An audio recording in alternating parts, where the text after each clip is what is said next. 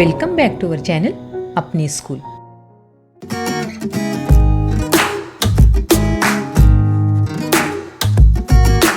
अगर आपको आज का वीडियो पसंद आए तो प्लीज वीडियो को लाइक, शेयर और चैनल को सब्सक्राइब जरूर करें और हाँ, बेल आइकन को ऑन करना ना भूलें ताकि हमारे आने वाले वीडियो की नोटिफिकेशन सबसे पहले आप तक पहुंचे। टेस्ट नंबर 3, मजमून रियाजी, जमात चहर्रुम। सवाल नंबर 1 है, जेल की कौन सी शक्ल मुरब्बा है? इसके चौकोर में इस तरह का निशान लगाओ।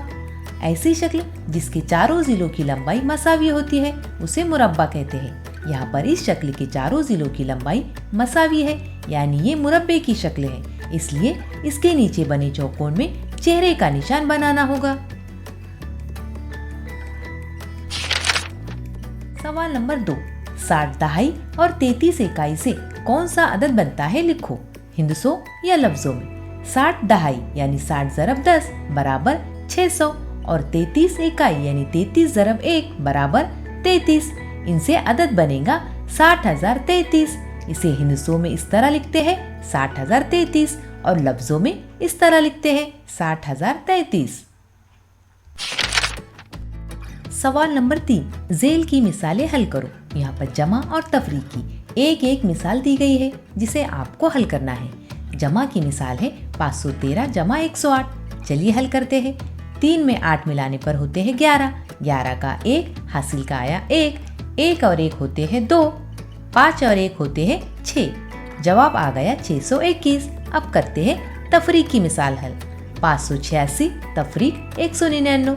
6 में से 9 तफरीक नहीं होते, इसलिए 6 8 दहाई से 1 लेगा, इसलिए 6 बन जाएंगे 16 और 8 दहाई ने 1 दिया, इसलिए 8 दहाई बन जाएंगे 7 दहाई। अब करेंगे हल। 16 में से 9 तफरीक करने पर जवाब आता है 7। अब 7 में से 9 तफरीक नहीं होते, इसलिए 7 5 सैकड़े से 1 लेगा, इसलिए 7 बन जाएंगे 17 और 5 सैकड़े ने 1 दिया, इसलिए 5 बन जाएंगे 4। अब करेंगे हल। 17 में से 9 तफरीक करने पर जवाब आता है 8 और 4 में से 1 तफरीक करने पर जवाब आता है 3। जवाब आ गया 387। सवाल नंबर 4, किलोग्राम और लीटर इन 2 इकाइयों से नाप कर सके ऐसी तुम्हारे इल्म में कोई शय हो तो कम से कम 2 नाम लिखो। किलोग्राम में नापी जाती है खुश्क यानी सूखी चीजें, इसलिए इसकी मिसाल लिखेंगे गेहूं और चावल। और लीटर में नापी जाती है माय यानी पतली चीजें, इसलिए इसकी मिसाल लिखेंगे दूध और तेल। सवाल नंबर 5, घड़ी में 11:30 हो, इस तरह सुइयों को तरतीब दो। 11:30 यानी घंटा काटा 11 के आगे होना चाहिए और मिनट काटा 6 पर होना चाहिए। सवाल नंबर 6, नाजिया के पास 200 रुपये की एक नोट, 50 रुपये के 2 नोट और 2 रुपये के 5 सिक्के हैं, तो इसके पास कुल कितने रुपये हैं? 200 रुपये की एक नोट यानी 200 रुपये, 50 रुपये के 2 नोट यानी 100 रुपये और 2 रुपये के 5 सिक्के यानी 10 रुपये। कुल मिलाकर हो गए 310 रुपये। 200 रुपये, 100 रुपये और 10 रुपये, कुल मिलाकर हो गए 310 रुपये, इसलिए खाली जगह में लिखना होगा 310। सवाल नंबर 7, 45 से 5 बॉक्स में बराबर बराबर भरे गए तो हर बॉक्स में कितने सेब होंगे? सेब कितने हैं? 45। कितने बॉक्स में बराबर बराबर भरना है? 5 बॉक्स में, इसलिए 45 तकसीम 5 करना होंगे। 45 को 5 से तकसीम देना होंगी। 5 तकसीम 45। 5 के पहाड़े में कितनी मर्तबा पढ़ने पर 45 आते हैं? 9 मर्तबा। 5 नाम 45। अब करेंगे तफरीक का अमल। 45 में से 45 तफरीक करेंगे। 5 में से 5 गए 0 और 4 में से 4 तफरीक करे तो जवाब आएगा 0। इसका मतलब ये हुआ हर बॉक्स में 9 सेब होंगे। सवाल नंबर 8, एक मसनवी सैयारा 8 दिन में जमीन के अतराफ एक जैसी रफ्तार से 72 फेरे लगाता है, तो हर रोज वो सैयारा कितने फेरे लगाता है? 72 फेरे कितने दिनों में लगाता है? 8 दिन में, इसलिए 72 तकसीम 8 करना होगे। 72 को 8 से तकसीम करना होगा। 8 तकसीम 72। 8 के पहाड़े में 72 कितनी मर्तबा पढ़ने पर आते हैं? 9 मर्तबा। 8 नाम 72। अब करेंगे तफरीक का अमल। 72 में से 72 तफरीक करेंगे। 2 में से 2 गए 0 और 7 में से 7 तफरीक करें तो जवाब आएगा 0। जवाब आ गया। हर रोज सैयारा 9 फेरे लगाता है। सवाल नंबर 9। खेल के लिए 10 बच्चों की एक टीम बनाई गई तो 80 बच्चों की कितनी टीमें बनेंगी? एक टीम में कितने बच्चे हैं? 10 बच्चे हैं, इसलिए 80 बच्चों की टीम बनाने के लिए 80 तकसीम 10 करना होगे, यानी 80 को 10 से तकसीम देना होगी। 10 तकसीम 80। 10 के पहाड़े में कितनी मरतबा पढ़ने पर 80 आते हैं? 8 मरतबा। 10 8 80। अब करेंगे तफरीक का अमल। 80 में से 80 तफरीक करने पर बाकी 0 बचते हैं, इसलिए जवाब आया 8। 80 बच्चों की 8 टीमें बनेंगी। सवाल नंबर 10। फरा के पास 35 बीज है। इसने एक कतार में 7 बीज रखे। इसके पूरे बीज कितनी कतारों में शामिल होंगे?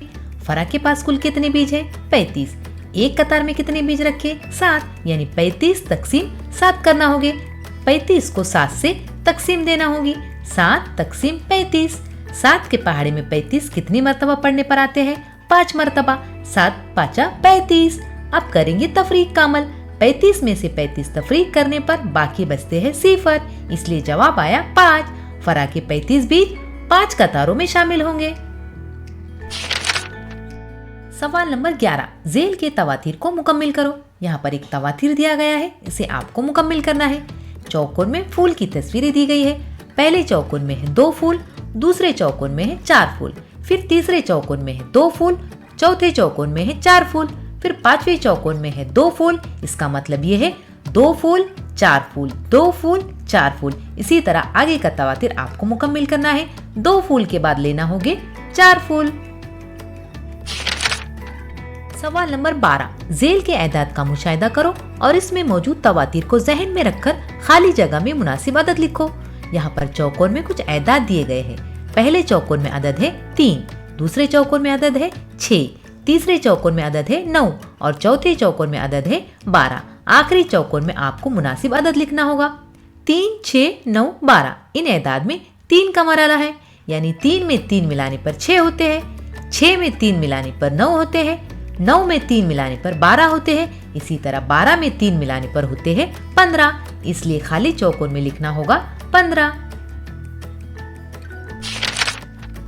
सवाल नंबर 13। झेल की शक्ल मुतशाकुल है या नहीं, ये तय करो। मुतशाकुल शक्ल के नीचे चेहरे का निशान लगाओ। यहाँ पर अंग्रेजी लेटर दिए गए हैं A E G F और J। मुतशाकुल के मानी होते हैं हू बहू दिखाई देने वाली शक्ल। एक शक्ल के 2 हू बहू हिस्से।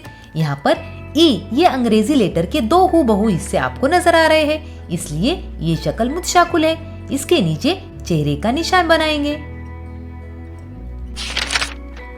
सवाल नंबर 14।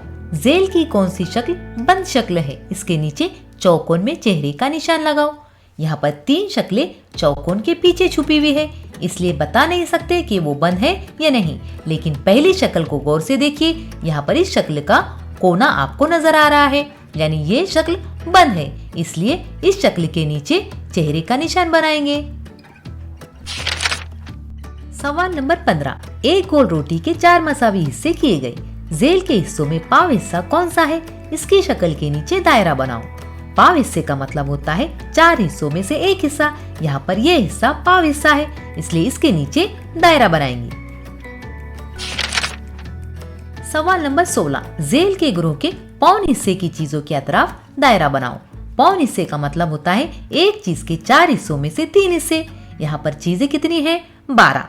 12 के अगर 4 हिस्से किए जाए, यानी 12 तकसीम 4, तो एक हिस्से में आएंगे 3 चीजें। इसलिए 3 हिस्सों में कितनी चीजें आएंगी? 3 ज़रब 3 बराबर 9 चीजें आएंगी। इसलिए 9 चीजों के अतराफ आपको दायरा बनाना होगा। सवाल नंबर 17। झेल में एक जदोल दिया गया है, इसकी मालूमात का मुशाहिदा करो। इस पर मुबनी झेल के सवालात के जवाब के लिए मुनासिब मुतबादिल का इंतखाब करो।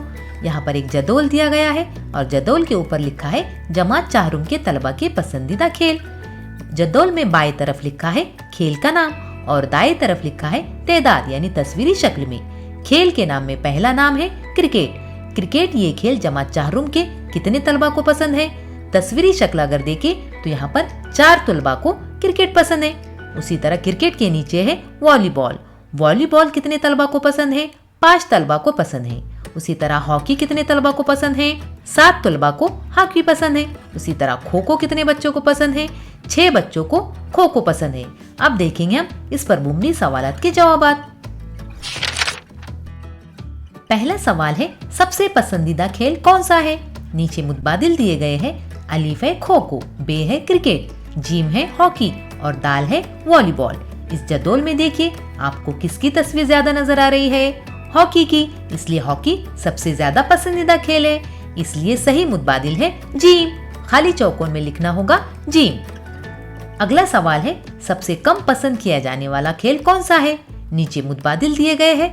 अलीफ है खो खो, बे है क्रिकेट, जीम है हॉकी और दाल है वॉलीबॉल।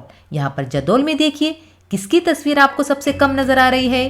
क्रिकेट की, इसलिए सही जवाब है क्रिकेट। इसका सही मुतबादिल है बे।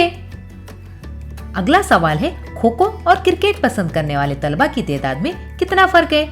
इस जदोल को देखिए, खो खो और क्रिकेट पसंद करने वाले तलबा में कितना फर्क है? खो खो पसंद करने वाले तलबा की तादाद कितनी है? 6 और क्रिकेट पसंद करने वाले तलबा की तादाद कितनी है? 4 है। इसका मतलब ये है दोनों खेलों के दरमियान 2 का फर्क है, इसलिए जवाब आएगा 2।